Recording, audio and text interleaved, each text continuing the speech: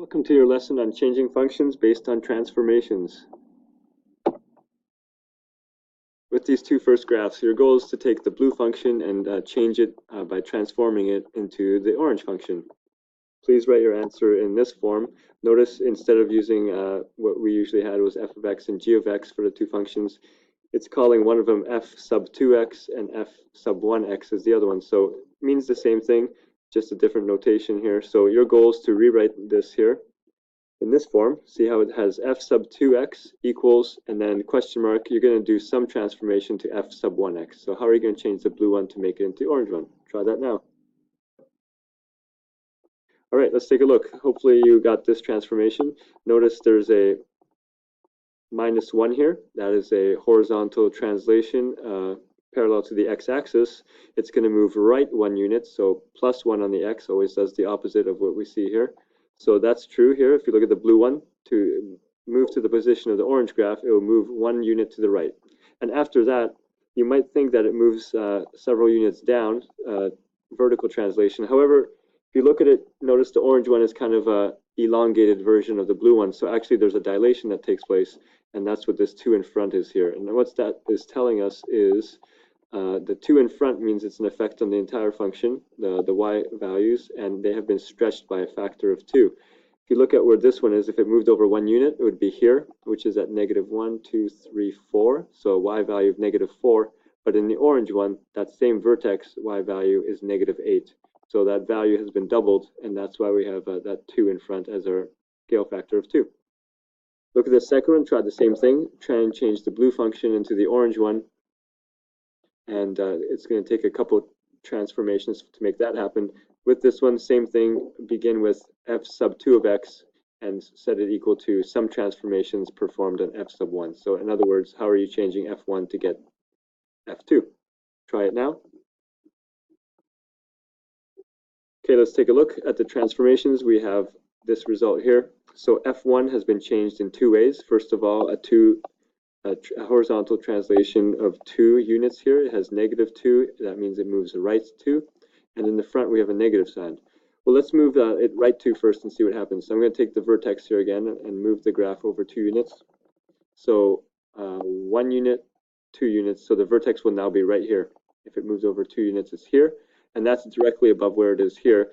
Now, this function looks like it's exactly as wide as this one. So if we have it sitting here, all we have to do is flip it over so that it becomes the blue one. It's moved over, now it just needs to be reflected over the x-axis. And when we're reflecting over the x-axis, we use a negative sign in front of the entire function because the y values are being changed to their negative form. So that is your second transformation. All right, let's take some notes now. These notes are going to be, we're going to work through the examples that you had in the packet we were working on in class. The last page there that we started, there's some tougher problems there, or maybe you're still need some support with this topic, so let's go through them one by one. Here's the first one. We already kind of discussed this one, but let's take another look. We have a blue function turning into the red one. Let's name this one f of x, this one g of x. It says write an equation for each in vertex form. So there's the vertex of the blue one. That vertex is at -1, -1. Therefore, in vertex form, that parabola will be written like this: x plus 1 and then squared -1. So the vertex again is this value and this value. There's the -1, -1. However, this x1 is always the opposite, right? So x plus 1 and then -1 here. The second function, let's find the vertex. It's right down here. That vertex is at 1, -4. So now when we write g of x, it's going to be like this, but this value is going to be -1 and this value is going to be -4. Let's take a look. There it is. All right, so again, this tells us our vertex right here, -1, -4, and that one is the opposite. Now, part B says, show how one transforms to become the other and show that the resulting function matches the vertex form you wrote in the first one. So you can go either way. You can take the blue one, change it into red one, or red one, change it into blue one. Either way should work out. So first, I'm going to do g of x and turn it into from f of x, sorry, so g of x as a result of f of x being transformed. So in order to get g of x, the red one, the blue one has to move 1, 2 units to the right and 1, 2, 3 units down. So to find g of x, I'm taking f of x, I'm moving 2 units to the right along the x-axis right here, and 3 units down on the y-axis right here. So that's the transformation. So now I'm going to take the f of x function and apply these two changes to it. So here's the f of x function. So g of x is f of x changed this way. So first of all, x minus 2 replaces what's in this x here, right? So that x minus 2 replaces this x value right here, and we end up with x minus 2 here, and then plus 1. So x minus 2 plus 1 squared. We're still writing this function as we see it. Here's the negative 1, still here. But then the other transformation is that we took the function, the whole thing, and we subtracted 3 from it. So here's the entire function, and here we're subtracting that 3 at the end from it. So both of these transformations have been applied right here and right here to this function. Now this part here can combine. We have minus 2 plus 1. That's going to be x minus 1. And out here, the negative 1 and negative 3 are negative 4. So there's our g of x based on two changes made to f of x. And that should match our g of x function. So let's compare that one and that one. They're identical. So by taking f of x and making those changes, we have created g of x, and it matches what we know g of x is. All right, so try the same thing now the reverse way. Take g of x and, get f of x by changing g of x. So do the opposite of what we did here. Instead of looking for g of x based on f changes, do f of x based on changes to g. So try to write that first statement now, the one that matches this but has the f's and g's flipped around. Hopefully you got something like this. Let's talk about why it looks like this. All right. In order to get f of x from g of x, now we're taking the red function turning into the blue one. We need to move over 2 units to the left along the x-axis and 3 units up on the y-axis. So that's where this is expressed here. We have 2 units left is going to be x plus 2 here, and then 3 units up is going to be positive 3 here. So there's the changes we applied to the g function. Now let's take our g function right here and apply these changes right here to this function. So if you could try the next step here, it's going to match this in some way. Write that out for this, see what you get. Right, hopefully it looks something like this. There's your x plus 2 has been substituted for this x here. Still have minus 1, and a plus 3 has been added at the end of the function, just like we had here. The x plus 2 minus 1 here becomes x minus 1. This negative 4 plus 3 becomes negative 1. And here's f of x based on the changes made to g. And let's see if that matches this one. It does. That's what we had for f of x there, and there it is there. Everything matches. All right, let's go to the next one. This problem, we have this function, x squared minus 6x plus 10. That's this function right here, orange. It says create an equation for g of x if g of x is a negative applied to f of x. That means when you see a negative like that, that's a reflection. Which reflection is it? All right, so there's f of x. There's what it tells us g of x is. Now we're going to apply that negative to the f of x function. So what's the f of x function going to look like once that change has been applied to it?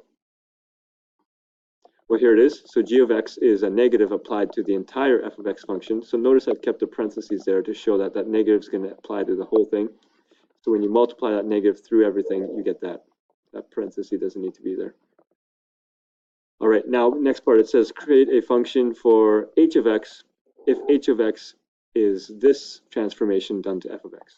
So, first of all, this is the result of that last transformation we did. So there's f of x, and it was reflected across the x-axis, reflected down. So there's the resulting one right there. All right, so back to this one. That's your g of x. Now h of x has this change done to f. If you have a negative value here, that's going to be a reflection in the y-axis because the x values are becoming negative. So please apply that change here and then write the next line. Okay, you should have that. This one might be a little tougher, but basically we're saying that this part here, the x here, is being replaced with a negative x. So anytime in your f function, when you see an x, you replace it with negative x. So that has been replaced with negative x, and so has that. So there's that negative x, and there's that one. Now this negative squared becomes positive, but this negative and negative makes a positive as well. So those that's your resulting function for h of x. And since it's a reflection across the y-axis, it will be right there. That orange one has reflected this way. If you graph this by finding the vertex and graphing it or using Desmos or a calculator, you'd notice it's exactly right there. So there's h of x. Let's go to the next one.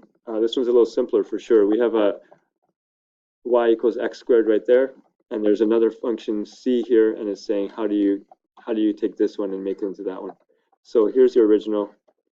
I'm going to call it f of x just to make it a little easier to work with instead of y. And basically to find c, we're taking this black one. First we're going to have to translate it over here, slide it over along the x-axis, and then flip it, reflect it, right? So here's the slide, and it's a 2 here, so move over 2 units, and then that negative here is what then reflects it over the x-axis. So there's the result. There's c is these changes made to f. So if you write it out, function c, it's strange to use a letter like that for it, but we can. C is negative, and then that x minus 2 has been substituted in here, squared, and there you have it. All right, let's try this one. Given the graph function, find the equation of g of x. If g of x is 2 times f of x, so this is f of x, we're going to make a new one, and the new one is based on doing this to f of x. So here's f of x, and you're applying this transformation to f of x. So write out the next function. What's it going to look like? Right, hopefully you got that. It's just simple as that, putting that 2 in front of the f of x function. So that's g of x. And the graph of that has a vertex of -1 because of this here, and there's a 0 out here, so negative 1, 0. The vertex remains the same. That 2 in front basically is just a horizontal dilation. It stretches it 2 units. So if there was a point here, a y value of 1, now it's been doubled because it's stretched by a factor of 2. Now that value is right there. So that shows you where the new function g of x is right there. That point has been stretched out like that. So notice the x stays the same. Here's 0, but this 1 becomes a 2. All right, this one, it says create a new function, g of x, if g of x is f of, and then 2 of x inside there. So there's your original function given to you there. There's the transformation we're applying. So what's your g of x function going to look like? Please write that now. Right, g of x looks like this. Because f of x has this, so this x here has been replaced with 2 of x. Sorry, 2x, so it goes right there, and the plus 4 remains. Now this simplified, you can square that. 2x squared is 4x squared, but we have the negative in front. So there's our g of x function. Having that 2 in there is a horizontal dilation, right, along the x-axis. Remember, along the x-axis, we always take the reciprocal. So that says 2. That means this function is not going to get 2 times wider. It's going to get half as wide. You actually take a scale factor of 1/2.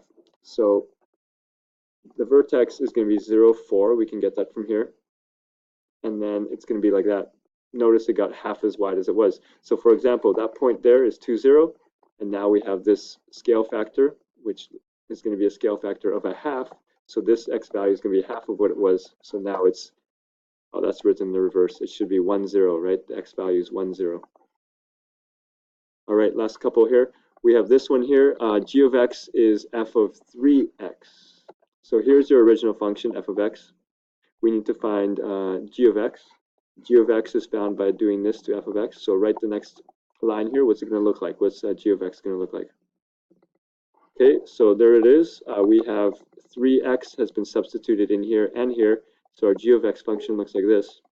3x squared is 9x squared. This becomes 6x. There's -3. And the graph, oh, I didn't graph it yet. H of x is another one we have to graph. H of x is done with this transformation. So h of x is just taking negative f of 3x, which means that we are basically, f of 3x is already g of x. That's what we found here. So we've already made that change. Now we just have to apply a negative in front to g of x to get our new h of x function. So there's the negative applied to this whole thing. And that just makes everything negative there, the opposite, and this one positive. Notice that point, which was at, that point's -1, 0. It's now at -3, 0 because we had a, let's see, let's get that graph in there. Sorry, there it is. So that graph there became this graph here. That 3 there means not it got 3 times wider, but 3 times narrower. The scale factor is 1/3. So notice that point that was at -3 is at now -1. And this graph also then, when it becomes h of x, flipped over upside down. So the red one is g of x. It's still positive. But then when we applied this negative to it, it was a reflection over the x-axis. And now we have the green one is h of x, the final one. So take a look at that. Make sure you understand all the details there. There's a lot going on here. Do your best, and we'll see you tomorrow. Great work.